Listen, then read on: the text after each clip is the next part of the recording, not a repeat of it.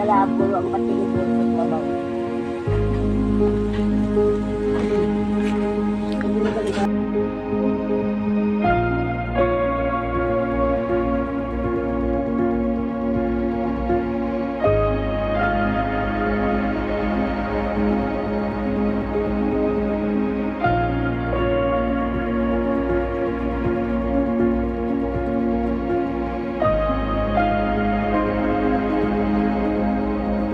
Yung kanila pong solar panel ay maliit lang, and then nakalagay naman daw po sa labas, and nung time na yon hindi naman daw po nakakonect yung kanilang maliit na solar doon sa loob ng bahay. Nung time pala na yun, yung matanda parang nakalimutan niya na may naiwan pala siyang kalan na nakasinditan.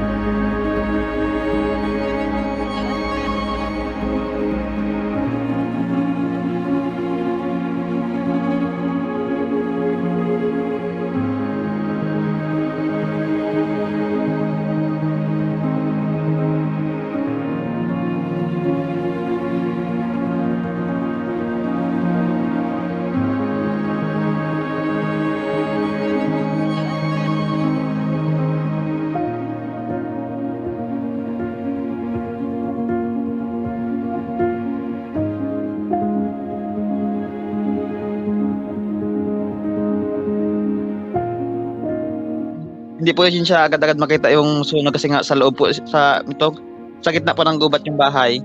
So napalibutan ng puno kaya hindi siya makita masyado.